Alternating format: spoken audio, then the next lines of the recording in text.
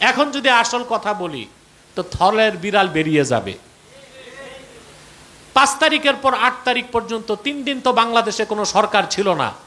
তখন তোমরা ভোটাভুটি ছাড়া বাংলাদেশ ইসলামী বিপ্লবের ডাক দিয়া খেলাফত রাষ্ট্র প্রতিষ্ঠিত কেন করো নাই? তার কারণ একটাই, জানি পশ্চিমাদের কাছে নাকে খত দিছো। খেলাফার রাজনীতিকে বিশ্বাস তোমরা করো না, ইসলামের রাষ্ট্র ব্যবস্থাকে বিশ্বাস করো না, শুধু ইসলামী রাজনীতির কথা বলে মানুষকে ধোঁকা দিচ্ছ, প্রতারণা করছো। মহিবুল্লাহ বাবুনগরীরে হুমকি দাও, তাকে বলে রয়ের এজেন্ট। মহিবুল্লাহ বাবুনগরী হচ্ছে জুনায়েদ বাবুনগরীর মামা। বাংলাদেশের ইতিহাসে জুনায়েদ বাবুনগরীর নাম লেখা থাকবে। বিগত ফেসিবাদী সরকার 100 কোটি টাকা দিয়েও তারে কিনতে পারে নাই। মহিবুল্লাহ বাবুনগরীকেও 100 কোটি টাকা দিয়ে কিনা যাবে না। কথা একটু চোকা চোকা বলে লাগে, তাই বলে রয়ের এজেন্ট বানাই দিবা? তোমরা যারা পূজা মণ্ডপে যে লাড্ডু খাও, তোমরা হচ্ছ রয়ের সবচেয়ে বড় এজেন্ট।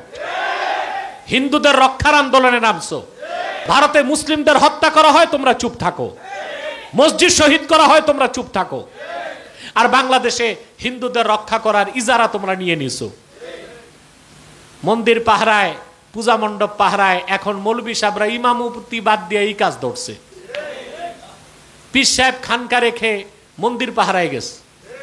রাষ্ট্রে পুলিশ নাই, সেনাবাহিনী নাই, আইন শৃঙ্খলা রক্ষাকারী বাহিনী নাই, তো এগুলো তারা রক্ষা করবে।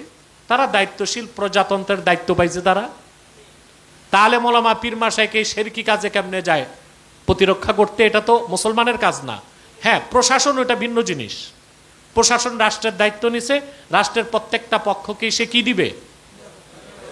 এটা কি আলেমের কাজ, পীর সাহেবের কাজ, ধর্ম উপদেষ্টার কাজ? এবারটা মৌলবী সাহেব মানুষ, আগাগোড়া মৌলবী।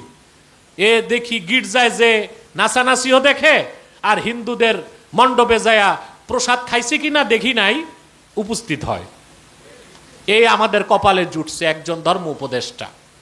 আল্লাহ তারে হেদায়েত করুক। আগে তো বিভিন্ন হেকমার সাথে তাকে বুঝাতাম, কিন্তু এখন দেখি এরে আর হোমিওপ্যাথি ধরে না, হোমিওপ্যাথি আর ধরতেছে না। এই জন্য একটু অ্যালোপ্যাথি দিলাম, এখন দেই মাঝে মধ্যে। আমারে কি করবে? জেলে ভরতে পারবে, ফাঁসি ঝুলাইতে পারবে, এর চেয়ে বেশি কি করবে আমাকে? 16 বছর অত্যাচারীরাই তো কিছু করতে পারে না, ওরা আর কি করবে? সবচেয়ে বড়কে যে কাজটা করতে পারবে, মেরে ফেলতে পারবে, এর চেয়ে বেশি আর কিছু করতে পারবে না। কিন্তু যা সত্য, ন্যায়, ঈমান ও ইসলামের স্বার্থে বলার, তা আমরা বলেই যাব হাত্তা আমুতা, আমি মৃত্যুর স্বাদ গ্রহণ করার আগ পর্যন্ত।